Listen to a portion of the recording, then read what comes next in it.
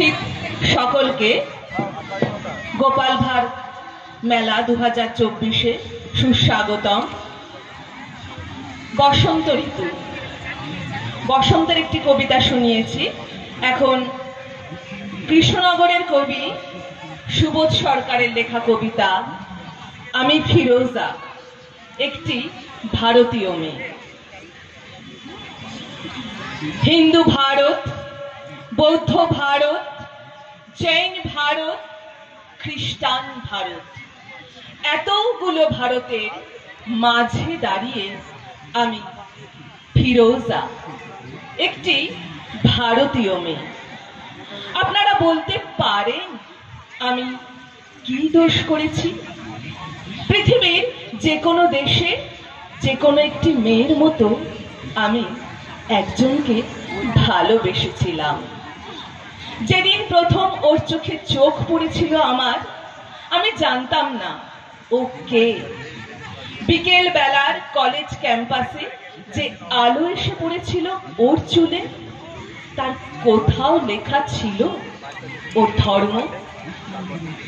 হিন্দু ভারত, জৈন ভারত, বৌদ্ধ ভারত, খ্রিস্টান ভারত, এতগুলো ভারতের মাঝে দাঁড়িয়ে আমি ফিরোজা, একটি ভারতীয় মেয়ে।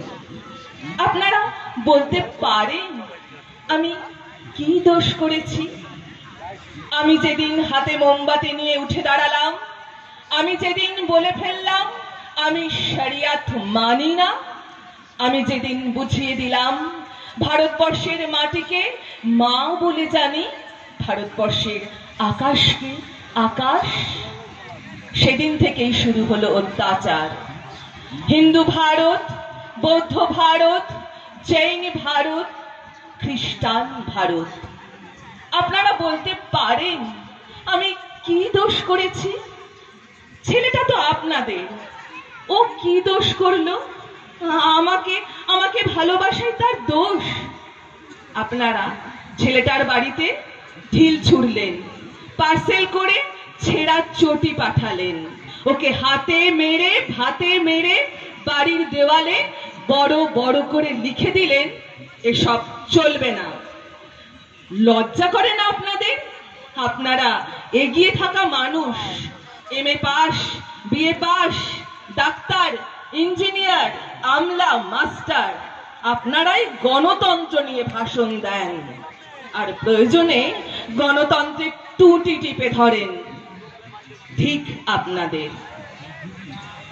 আমি কি ছোটবেলায় ভোরের আলোয় সরস্বতী পুজোর ফল কাটিনি?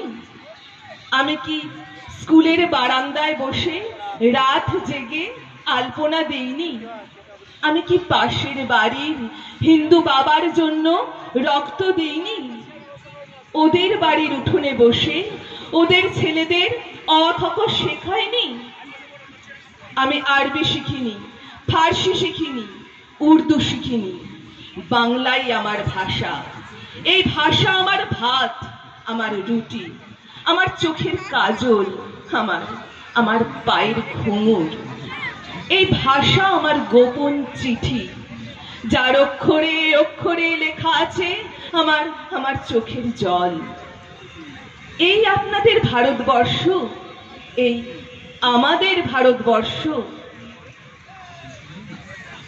বলুন বলুন, এটাই কি ভারতবর্ষ? নমস্কার। পরবর্তী নিবেদন রবি ঠাকুরের একটি কবিতা, না বললেই নয়, কবিগুরু রবীন্দ্রনাথ ঠাকুরের কবিতা কৃপণ। আমি ভিক্ষে করে ফিরতেছিলেম গ্রামের পথে পথে, তুমি তখন চলেছিলে তোমার স্বর্ণরথে। অপূর্ব এক স্বপ্ন সম লাগিতেছিল চক্ষে মম, কি বিচিত্র শোভা তোমার, কি বিচিত্র সাজ। আমি মনে ভাবতেছিলেন এ কোন মহারাজ। আজি শুভক্ষণে রাত পোহালো, ভেবেছিলেম তবে আজ আমারে দ্বারে দ্বারে ফিরতে নাহি হবে। বাহির হতে নাহি হতে কাহার দেখা পেলেম পথে, চলিতে রথ ধনধান্য ছড়াবে দুই ধারে, মুঠা মুঠা করিয়ে নেব নেব ভারে ভারে। দেখি সহসা রথ থেমে গেল আমার কাছে এসে, আমার মুখ পানে চেয়ে নামলে তুমি হেসে।